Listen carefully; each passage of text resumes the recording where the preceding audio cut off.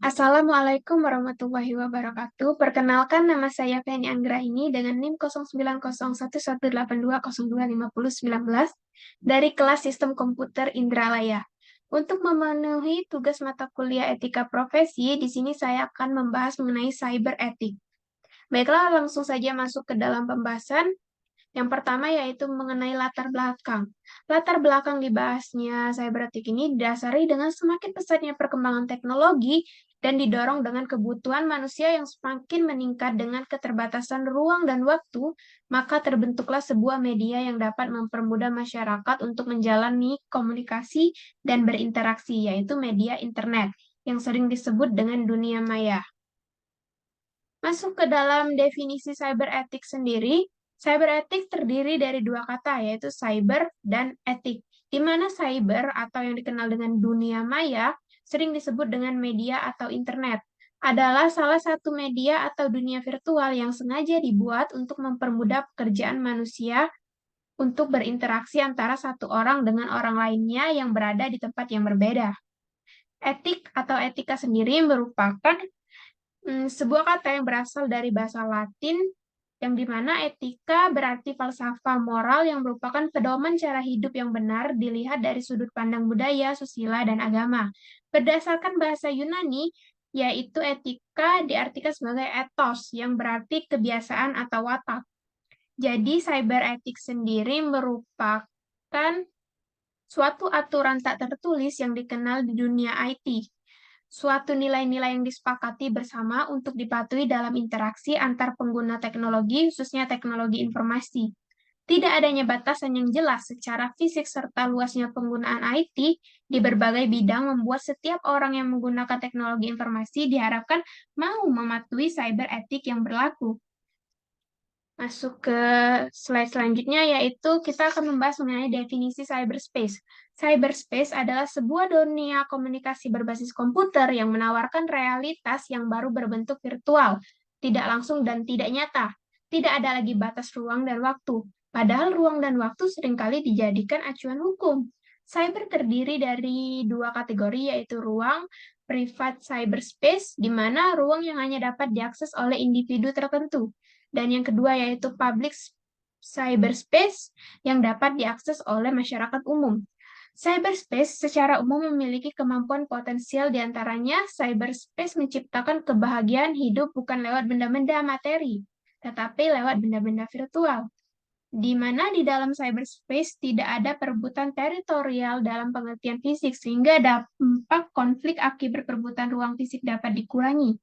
Dan cyberspace menjadi sebuah public share yang ideal yang tidak dapat ditemukan di dalam kehidupan nyata. Masuk ke dalam definisi cybercrime sendiri, apa sih pengertian dari cybercrime itu sendiri?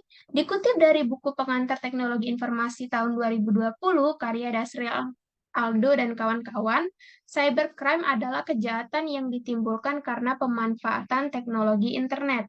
Bisa dimaknai sebagai perbuatan melawan hukum yang dilakukan dengan menggunakan internet berbasis pada kecanggihan teknologi komputer serta telekomunikasi. Dilansir dari Encyclopedia Britannica, cybercrime adalah penggunaan komputer sebagai alat untuk meraih tujuan ilegal seperti penipuan, perdagangan, konten pornografi pada anak, pencurian identitas, serta pelanggaran privasi. Perbedaan utama kejahatan cyber dengan tindakan kriminal konvensional adalah kehadiran peran teknologi yang seolah-olah mempermudah tindakan buruk tersebut. Masuk ke dalam jenis-jenis cybercrime sendiri, tentunya ada banyak jenis-jenis kejahatan pada cybercrime sendiri, namun di sini saya akan fokus kepada 7 jenis kejahatan. Di antaranya ada hacking. Nah, hacking ini sendiri merupakan kegiatan menerobos program komputer milik orang lain. Yang kedua ada phishing, di mana upaya untuk mendapatkan informasi data seseorang dengan menggunakan teknik pengelabuan. Yang ketiga ada carding, di mana kejahatan menggunakan teknologi komputer untuk melakukan transaksi dengan menggunakan card kredit milik orang lain. Yang keempat ada cyber stalking, di mana ini merupakan suatu tindak penguntitan di dunia maya untuk mendapatkan informasi pribadi seseorang. atau juga bisa untuk meneror, dan bahkan melakukan tindakan pelecehan terhadap seseorang di dunia maya. Yang selanjutnya ada fraud, di mana tindakan kejahatan ini merupakan tindakan kejahatan penipuan yang dilakukan satu orang atau lebih untuk mendapatkan keuntungan pribadi. Selanjutnya ada defacing atau dikenal dengan device, merupakan sebuah serangan yang dilakukan untuk mengganti visual dari sebuah website. Yang terakhir ada cyber pornografi, merupakan penyebaran skin material termasuk pornografi, intensi ekspor, dan child pornografi. Yang selanjutnya yaitu masuk ke dalam penyebab terjadinya cybercrime sendiri. Tentunya ada sebab, akan ada akibat. Di mana sebab dari cybercrime ini terjadi karena kian maraknya kejahatan komputer, ada beberapa hal yang menyebabkan kejahatan komputer ini. Di antaranya yaitu yang pertama, akses internet yang tidak terbatas. Kedua, kelalaian pengguna komputer. Ketiga, mudah dilakukan dan sulit untuk melacaknya. Keempat, para pelaku umumnya orang yang mempunyai kecerdasan tinggi dan rasa ingin tahu yang besar. Selanjutnya, masuk ke dalam kasus pelanggaran cyber etik. Tentunya banyak sekali, baik internasional maupun nasional, terhadap kasus cyber etik sendiri. Di sini saya akan membahas terlebih dahulu mengenai kasus nasional yang ada di negara kita, Indonesia. Yang pertama yaitu ada kasus yang sangat populer pada tahun 2017 yang sempat menggemparkan dunia maya, yaitu kasus situs Telkomsel, di mana terjadinya pembajakan atau hacking terhadap kasus situs Telkomsel ini. Pada tahun 2017, situs web resmi salah satu operator internet terkemuka di Indonesia atau yang biasa kita kenal dengan nama Telkomsel diretas oleh hacker dan tidak dapat diakses oleh tamu pada pagi hari kerja pagi. Publik Indonesia yang mengakses website Telkomsel pernah geger karena menjumpai kata-kata kasar pada laman situs provider ternama tersebut. Menurut Alphonse Tanujaya, pakar keamanan cyber, kemungkinan ada celah keamanan pada sistem hosting atau hacker. Mengetahui username dan password web hosting brute force. Akibatnya, peretas berhasil melakukan device dengan mengubah tampilan website Telkomsel. Website pun lumpuh sehingga pengunjung tidak bisa mengakses informasi seperti biasanya. Untungnya data pelanggan Telkomsel terpisah dengan server website sehingga masih aman. Telkomsel juga berhasil mengembalikan website-nya dalam waktu kurang dari setengah hari.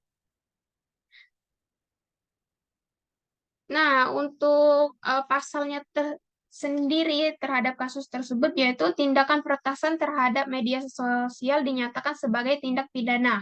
Sejak diatur dalam pasal 30 ayat 1, 2, dan 3 Undang-Undang Nomor 11 Tahun 2008 tentang Informasi dan Transaksi Elektronik sebagaimana diubah dengan Undang-Undang Nomor 19 Tahun 2016. Pasal 30 ayat 1 Undang-Undang ITE tersebut berbunyi, setiap orang dengan sengaja dan tanpa hak atau melawan hukum mengakses komputer dan atau sistem operasi elektronik milik orang lain dengan cara apapun. Pasal pelanggaran terhadap kasus Undang-Undang ITE tentang devicer yang dilakukan hacker tadi terhadap situs Telkomsel diatur dalam Undang-Undang ITE yang membahas masalah hacking, terutama tentang akses ke komputer orang lain tanpa izin. Hal tersebut diatur dalam pasal 30 dan pasal 46 mengenai hukum yang akan diterimanya. Kasus yang selanjutnya yaitu dalam Indonesia, database Kejaksaan Agung Republik Indonesia sempat jebol pada tahun 2021. Diketahui gara-gara bosan sekolah online sejak pandemi corona, MFW alias username tersebut mengisi waktu luang dengan ngehack situs Kejaksaan Agung Republik Indonesia. Akibat keisingan username tersebut, situs Kejaksaan Agung Republik Indonesia kena device sehingga tampilannya berubah. Di situsnya tertera pesan bernada protes dan cap merah hacker. Tak hanya itu, ia juga menjebol database Kejaksaan Agung dan menjualnya kepada Red Forum seharga 400.000. Sebanyak jutaan data tersebut dijualnya ke dalam Red Forums.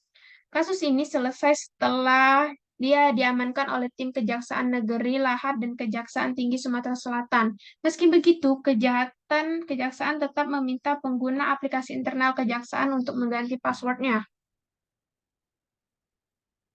Nah, masuk ke dalam kasus pelanggaran cyber etik internasional. Dalam skala internasional, sempat heboh antara tahun 2013 hingga 2015, yaitu kasus Facebook dan Google, di mana itu merupakan menjadi tahun terburuk bagi Facebook dan Google karena mereka menjadi korban invoice palsu lebih dari 2 tahun lamanya. Tentunya ini menyebabkan kerugian yang begitu besar yang tanpa mereka sadari sama sekali selama 2 tahun tersebut. Karena kasus ini, Facebook dan Google harus menanggung kerugian hingga 100 juta dolar.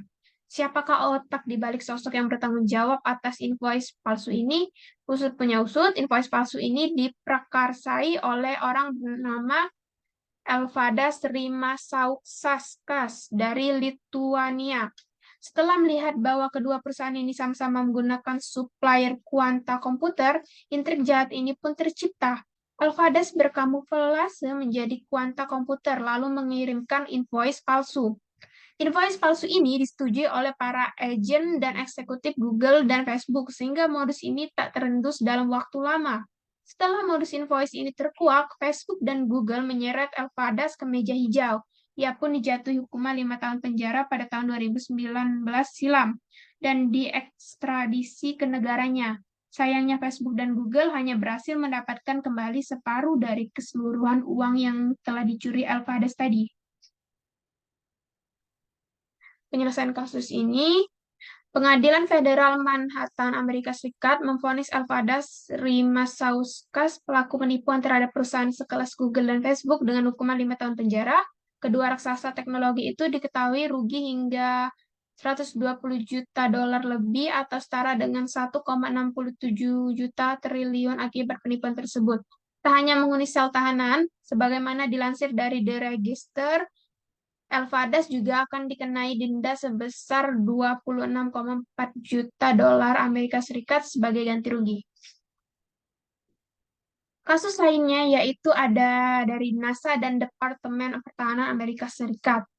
Pada kasus ini, cybercrime terjadi pada tahun 1999 dan dilakukan oleh peretas berusia 15 tahun bernama Jonathan James, di mana James berhasil menerobos komputer divisi pertahanan Amerika Serikat dan memasang backdoor pada servernya. Hal ini memungkinkan peretas untuk mencegat ribuan email internal dari berbagai organisasi pemerintah, termasuk nama pengguna dan kata sandi untuk berbagai komputer militer. Dengan data-data tersebut, James dapat mencuri software NASA yang dikabarkan memiliki nilai sekitar 1,7 juta dolar. Karena tindakannya tersebut, James ditangkap dan dijatuhi hukuman. IT Governance Indonesia memiliki solusi untuk meningkatkan sistem keamanan pada website ataupun aplikasi perusahaan.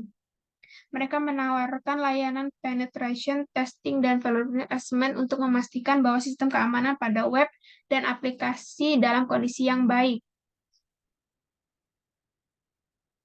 Selanjutnya, untuk penyelesaian kasusnya sendiri, pada 26 Januari tahun 2000, agen Departemen Pertahanan Amerika Serikat NASA dan Departemen Kepolisian Pinecrest dipertahankan untuk memasuki rumah Jonathan James. Dia mengakui bersalah atas 2 tuduhan yang dikenal sebagai kenakalan remaja, sebab dirinya masih anak di bawah umur, yaitu berusia 15 tahun. Dirinya juga dilarang untuk bermain komputer sebagai hukumannya. Jonathan James juga terkena pembebasan bersyarat sampai dirinya berusia 18 tahun. Jonathan lalu juga memiliki sebuah kewajiban yang mana harus menulis surat permintaan maaf kepada NASA dan Departemen Pertahanan Amerika Serikat. Masuk ke kesimpulan. Nah, sebagai pembahasan yang telah dibahas tadi, dengan kita menjaga etika dan tidak melanggar cyber etik dalam menggunakan internet dan media sosial, kita akan membantu mengurangi permasalahan dan kasus-kasus yang sering terjadi di media sosial. Cyber etik ada agar kita selalu menggunakan internet dengan baik dan bijak tanpa melanggar etika. Jadi gunakanlah internet dan media sosial dengan cara yang positif. Jangan menggunakan internet dan media sosial untuk hal-hal yang bersifat negatif dan merugikan orang lain. Baiklah, sekian pembahasan dari saya. Untuk daftar pustakanya, berikut sumber-sumber yang saya ambil sebagai acuan dalam membuat PowerPoint mengenai cyber ethic ini sendiri. Itu saja dari saya, lebih dan kurangnya saya mohon maaf apabila terdapat kesalahan atau kekeliruan dalam pembahasan saya. Saya akhiri, wabillahi taufiq wal hidayah. Wassalamualaikum warahmatullahi wabarakatuh. Terima kasih.